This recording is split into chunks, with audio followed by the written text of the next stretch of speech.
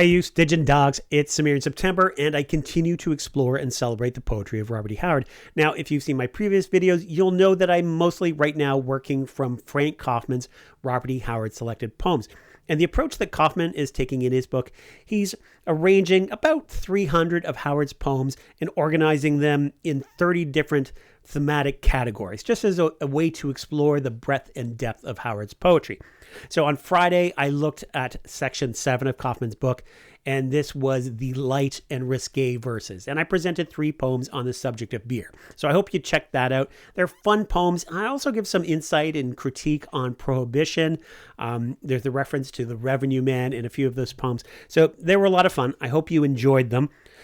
So today, though, as I had promised in that video, we'll be exploring something a little bit darker. And this is section 2 of Coffman's book. And this will not be a theme foreign to fans of Conan and to Robert E. Howard. So section 2 is titled Barbarism Ascendant. One theme that certainly seems clearly dominant in Howard is his deeply rooted and often articulated belief that civilization is and must forever be only a veneer, possible to sustain to some degree over brief epochs, but always ultimately falling to the barbaric, overcome by mankind's natural inclination. So this is obviously a theme we've seen, if you're a Conan fan, if you've been introduced to Howard, this is a theme that, it definitely stands out. It is quite appealing, and it's what draws many of us into Howard's work. So I will also read just a section from Steve Ing's essay. We had talked about this in my second video as I kind of rambled on about my approach and notes on this journey. So Stephen Ing's essay, Barbarian Bard, the Poetry of Robert E. Howard, towards the end of the essay, he takes on this idea. And he just elaborates a bit to say that Howard does not condemn civilization so much as to say it does not work. The tallest, most massive stone walls can be breached.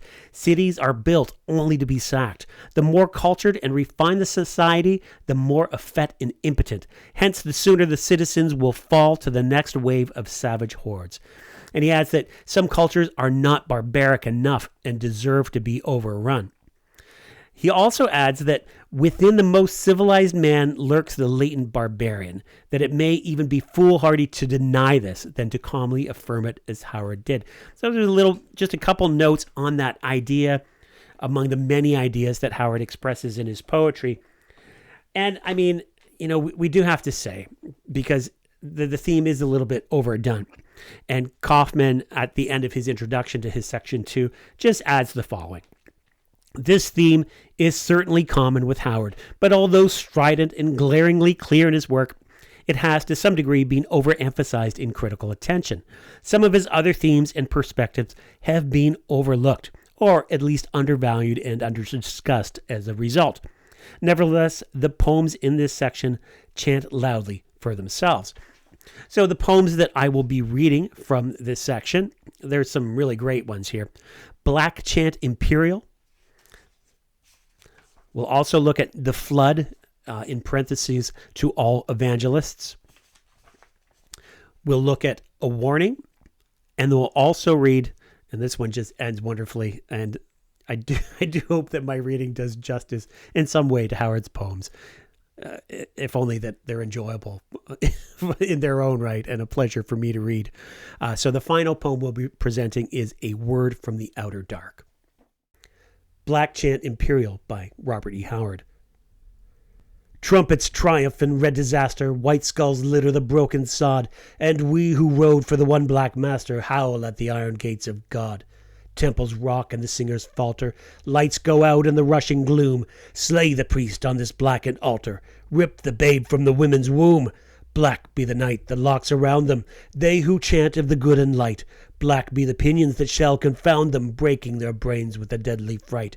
Praised be the prince that rules forever, throned in the shadows stark and grim, where cypress moans by the midnight river. Lift your goblets and drink to him. Virgins wail and a babe is whining, nailed like a fly on a gory lance. White on the skulls the stars are shining, over them sweeps our demon's dance. Trumpets bray and the stars are riven. Shatter the altar, blot the light. From the bursting hells to the fallen heaven, we are kings of the world tonight. The Flood to All Evangelists by Robert E. Howard. Rise in your haughty pulpits, preach with a godly ire. You turn my blood to venom, you turn my soul to fire. Lords of the fading darkness, nursing a crumbling race, this is the bitter gauntlet I hurl into your face. That the day of your rule is over, and the tribes begin to rise, as a sleeping giant stirring opens his drowsy eyes. Under the ice are gathering floods that were born in hell, and the slow great waves are coiling with the power to rebel. You dance with a broken scepter, you squeak on a barren throne, and your temples rise and topple and crumble to shattered stone. The day of the light is coming, but you would bide within the dark. You seek to drag us backward. Men of the darkness, mark! The day shall come of our fury, when we hurl our chains aside, and the flood will beat you under with the fury of its tide. A warning by Robert E. Howard. You've built a world of paper and wood, culture and cult and lies. Has the cobra altered beneath his hood, or the fire in the tiger's eyes? You have turned from valley and hill and flood. You have set yourselves apart, forgetting the earth that feeds the blood and the talon that finds the heart. You boast you have stilled the lustful call of the black ancestral ape, but life, the tigress that bore you all, has never changed her shape. And a strange shape comes to your fairy mead with a fixed black simian frown, but you will not know and you will not heed till your towers come tumbling down. A Word from the Outer Dark by Robert E. Howard. My ruthless hands still clutch at life, still like a shoreless sea. My soul beats on in rage and strife. You may not shackle me. My leopard eyes are still untamed. They hold a darksome light, a fierce and brooding gleam unnamed that pierced primeval night. Rear mighty temples to your God. I lurk where shadows sway, till when your drowsy guard shall nod, to leap and rend and slay. For I would hurl your cities down, and I would break your shrines, and give the site of every town to thistles and to vines. Higher the walls of Nineveh, and prouder Babel's spire, I bellowed from the desert's way, they crumbled in my fires. For all the works of cultured men must fare and fade and fall. I am the dark barbarian that towers over all. I hope you enjoyed those poems. Again, I pulled them from section 2 of Frank Coffman's Robert E. Howard Selected Poems. That section is titled Barbarism Ascendant, or as I like to think it, and I'll call the video Civilization's Veneer. It's just a way I like to interpret that theme that Howard presents. Now, just a couple notes. In my second video, I had presented Adventure, I Have Followed Your Beck. Now, just yesterday, I had it delivered to Indigo here up in Canada. I had ordered Robert E. Howard's the collected poetry of Robert E. Howard Volume 2. I'm working on a few things. I do need to get Volume 1, obviously. We'll talk more about this, but just a note on Adventure, I Have Followed Your Beck. I'm not sure if it's John Bullard or Paul Herman that had noted that obviously there's quite a challenge in organizing Howard's poetry.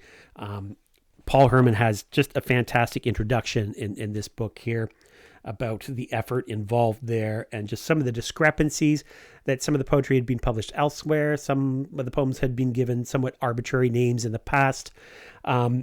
So there was just a clarification. So what we'll accept as the official name of Adventure, I Have Called Your Beck. In this book, Volume 2 of the collected poetry, we call it The Call of Adventure. And there's so many great things about this book.